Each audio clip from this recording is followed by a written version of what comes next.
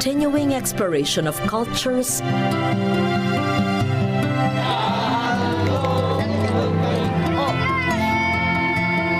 and people we share this country with.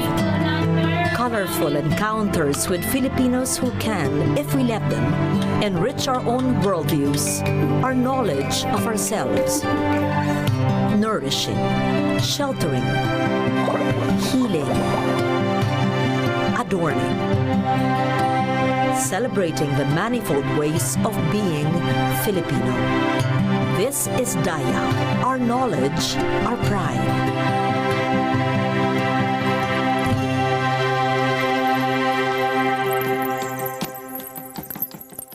A mystic once said, if you want to truly pray, then you must sing and dance with all your heart. Indigenous peoples have been doing that for centuries.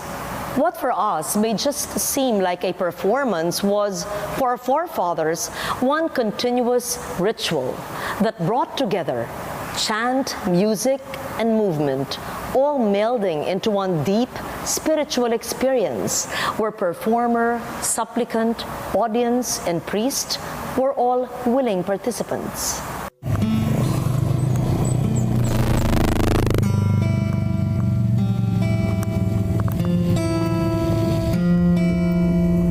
In the rolling hills west of Lake Cebu, teacher, cultural worker, and proud Tiboli, Rosie Sula, and her husband have inherited several fields planted to different native varieties of rice. Tawag ko dito, hulutlong. Ito siya, hulutlong.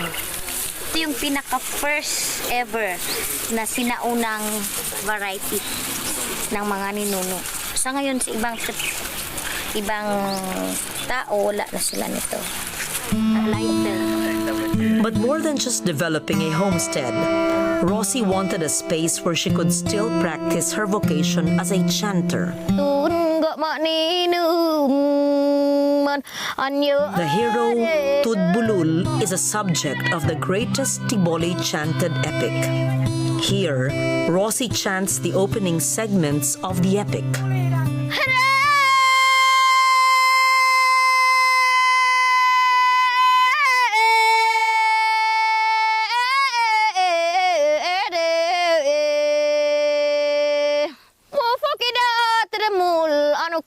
Matukufud gemdolit anuk mugul manad kebog ngendalum ket megong mules bayu halong kapso. With her own rice fields ready for harvest, Rosie practiced a simple ritual, one that has preceded all Tiboli harvests.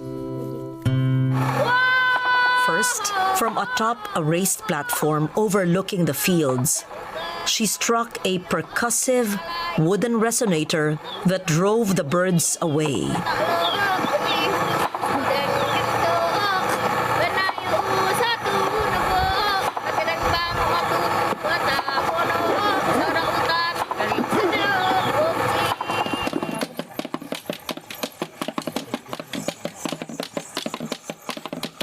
She also invoked the spirits to attend the harvest and ensure its success. The simple invocation over, the fields were ready to be harvested.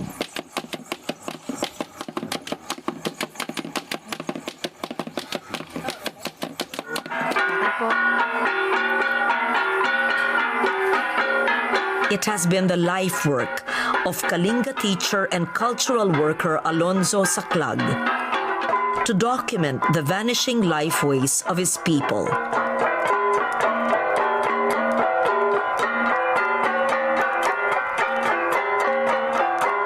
For his work, he was awarded the Gawad Manlilikanang Bayan. The Kalinga's reputation as fierce warriors has long obscured their skill at oratory. Their vigorous dances, their epic chanting,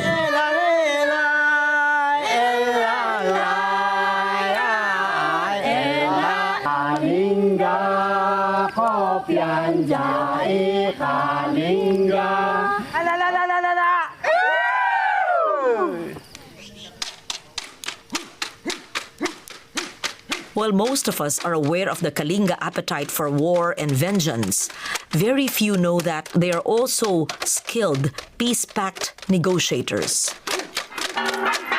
Saklag's mission, so to speak, has been to complete a portrait of his people, to record a culture of opposites and dualities, a people's character recorded in cadences both aggressive and gentle. Yun ay sayaw na kayasig dance. Para matrain ang mga tao na humawak at parang lalaki talagang kwan yun. Kailangan pakita na kahit weakling sila, kailangan para lalakasin ang katawan. So makita mo sa dance at lalo na mga babae, ganda sabi nila. Para yung mga lalaki defend the village, walang deserter, at all cost defend the village. So mga lalaki dahil ina-appreciate ang mga babae ang kwan nila, kailangan matapang at defend ang village, ma-overrun yung village kung tatakbo ang mga warrior. So makita mo sa sayaw na hindi ngumiti ang pagdating sa ang sayaw na yun ay yung tadyok, lalo sa tadyok. Huwag kang ngumiti. If the Kalinga celebrate the aggression of the warrior, they are also equally renowned for instituting the budong or the peace pact. The Salidumay song cycle is often sung by participating members of the Peace Pact celebrations. Kahit ilan ang namatay sa tribal war, pag matagal na, lalo na kung nahirapan ang mga tao, at sa belief namin, may kabunyan. At bago dumating ang mga missionaries, naniwala kami sa kabunyan kay God. So, dahil God-fearing kami na Cordillerans, lalo na sa Kalinga, ay naisip ng mga elders namin noon, mga ninuno namin na ayusin yung problema, lalo na yung tribal war. Kahit ilan ang namatay. So, pag naayos na yan, mag-celebrate nila sila. Kasi noon, pag may namatay sa tribal war, bawal ang sayaw, bawal ang kanta noon. Very sad ang mga tao. So, para bumalik ulit ang saya ng mga tao, i-remedyo nila sa peace pact. So, pag natapos na yung, nasettle na yung kaso, kahit ilan ang namatay, complete forgiveness.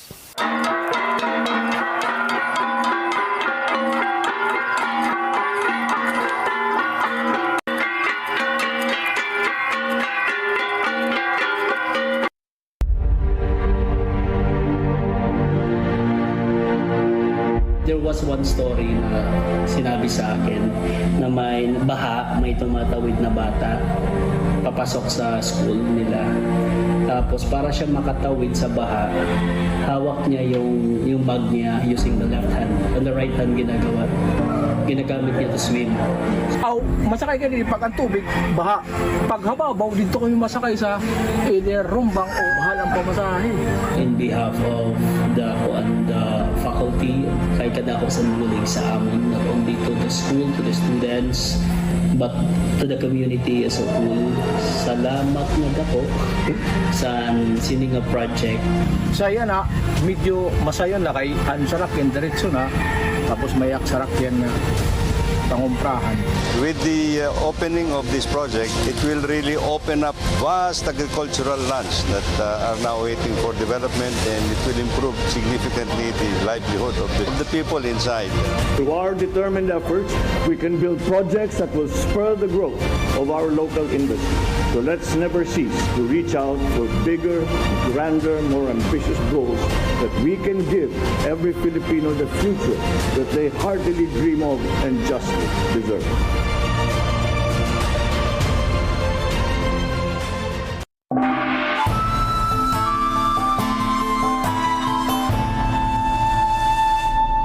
In the vast repertoire of Filipino lowland folk dances, one in particular stands out as a unique example of both a prayer and a performance.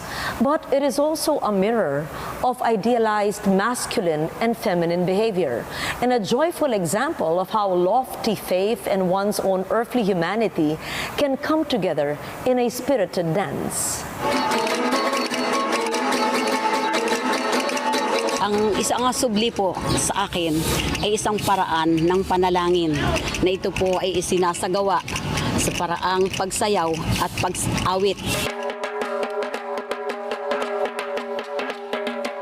Marami po ang mga taong nagkakasakit, nagkakaroon ng luwa na po sa ospital.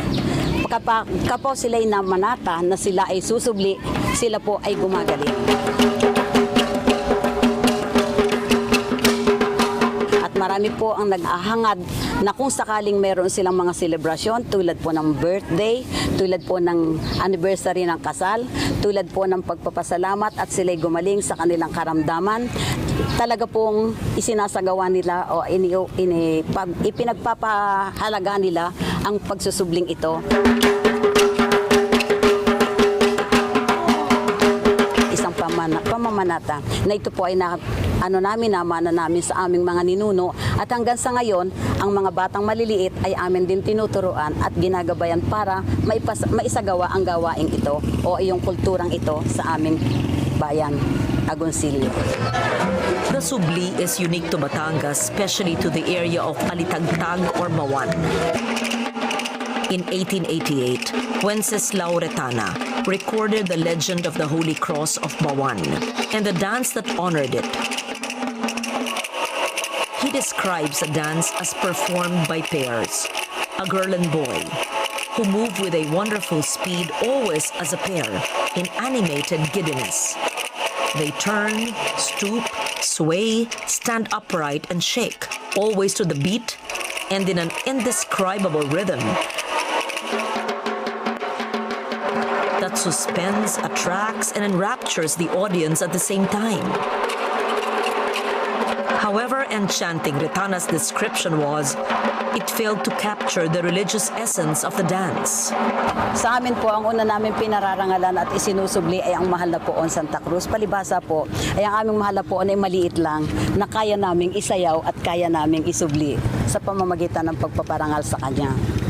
Tapos po, sunod roon, meron po kaming tinatawag na bawan, meron po kaming tinatawag na dulo-dulo, meron po kaming sinasabing bilao na bangkaan. Ganun po ang mga style namin.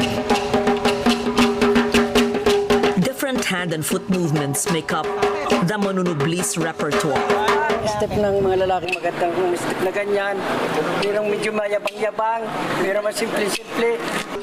In the words of scholar Elena Rivera Mirano, in the Subli, song, dance, poetry, and prayer are merged in a single ritual performance. Talaga pong iginagano ng kamay para po ipaano sa mahal na poon ang aming pagpaparangal sa kanya bilang isang sinasampalatayanan namin na talagang siya yan.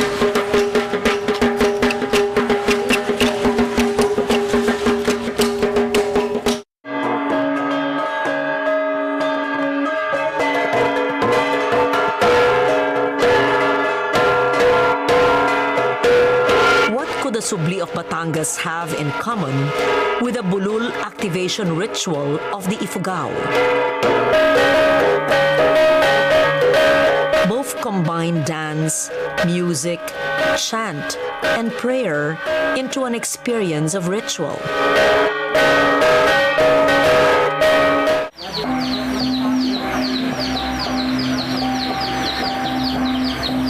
The Bulul, as many Filipinos now know, are the granary guardians of the Ifugao of the Cordilleras. While we know them only as iconic symbols of the Cordilleras, we know little of how these figures are actually created and used, or how music, chanting, and dancing come into the ritual of their creation. The Dulnuan Dulnuan family of Kinakin in Ifugao followed the traditional stages when they commissioned their bulul figures.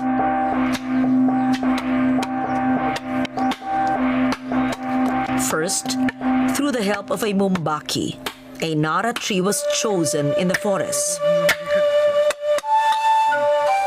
The tree was felled and the figures sculpted. In contemporary times, modern chisels are used. But in the olden days, the bulul figures were carved with bolos and primitive axes.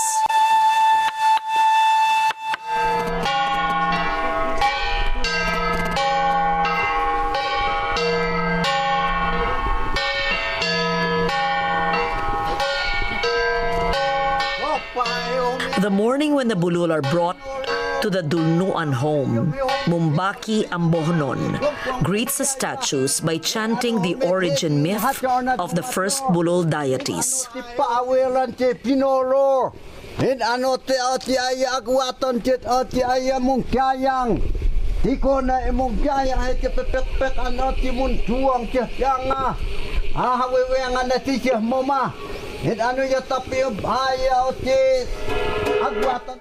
Then, Ambohnon, together with Mumbaki, Nabun, and the other kinsmen of the Dulnuan family, play the gangsa, or flat gongs.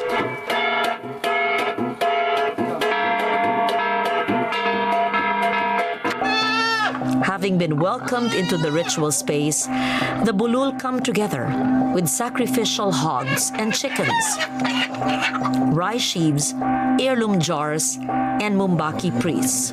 It is only the start of a ritual that will go on for the whole day.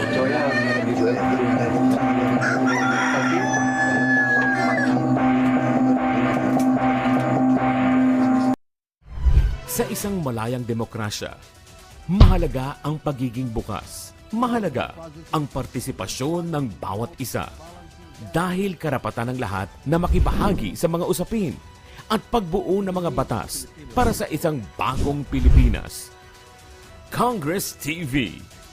Tutukan ang mga sesyon ng Kongreso sa PTV at sa aming digital platforms. Kahit saan, kahit kailan, watch democracy in action. Congress TV.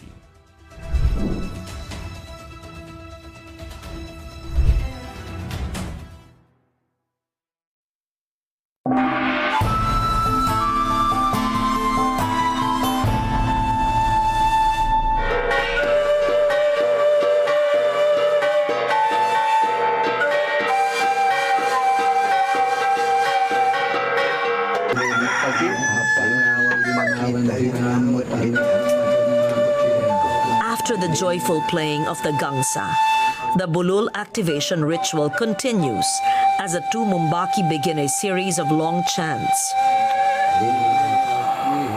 They call on the ancestors of the Dulnuan family as well as the many deities of the Ifugao pantheon to come and witness the activation of the bulul. They also call on the bulul deities to enter into the statues. There is a sacrifice of 3 roosters and the reading of their bile sacks.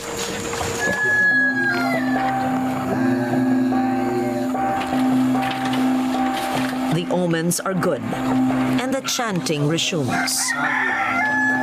In an Ifugao ritual, the recitation of myths and legends is very much a part of the ritual cycle. By retelling these legends, the Mumbaki hope that the good that has occurred before will once again occur in the present.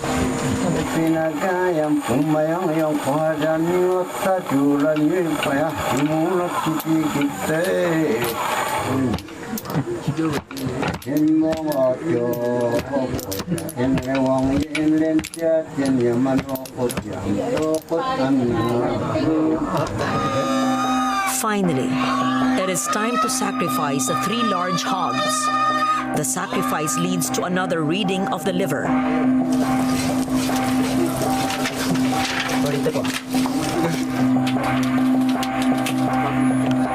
Buhay tayo. At marami pang biyaya siguro may ibigay sa atin. Maganda.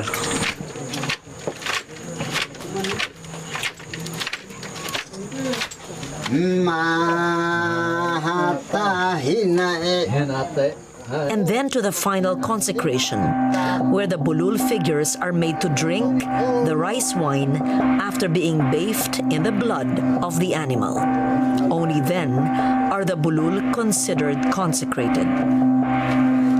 Mumbaki Ambonon ends the ritual by announcing to the community that the Dulnuan family has acquired a new pair of Bulul and will now feed the community.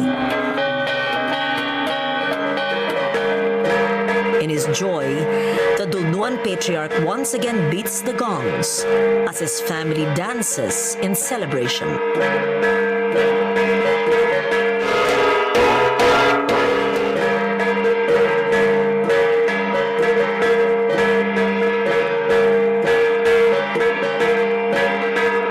Traditional Filipinos belong to a culture that does not fragment the human being in the separate compartments of being.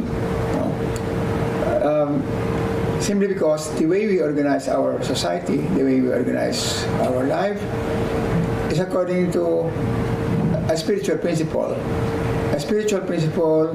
which makes human beings whole.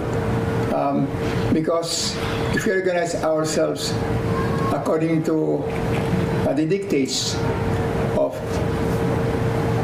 serving a cause, a higher cause in life, then we mobilize all of our being to direct ourselves to that cause.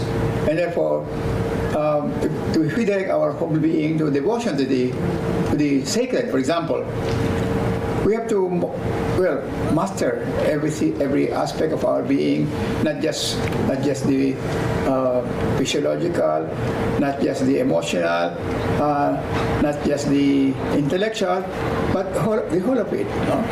While in our traditional setting, we are usually devoted to a sacred being, especially during performance of rituals.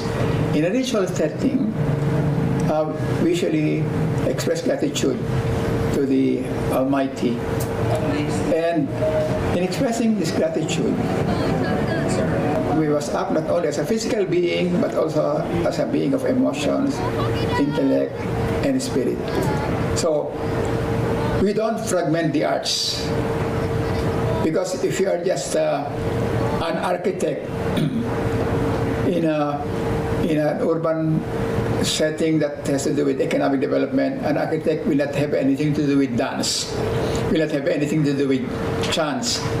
But in a ritual setting, where you express gratitude and pay homage to the sacred beings or to the deities, then you will be engaged in rituals. Rituals in general will integrate chanting, dance, the visual arts, and many other kinds of art.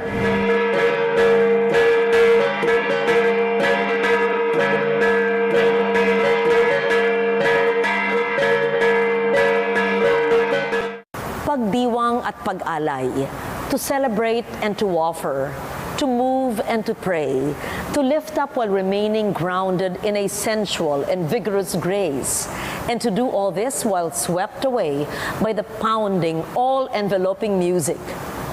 Maybe we've been keeping still and looking inward for too long.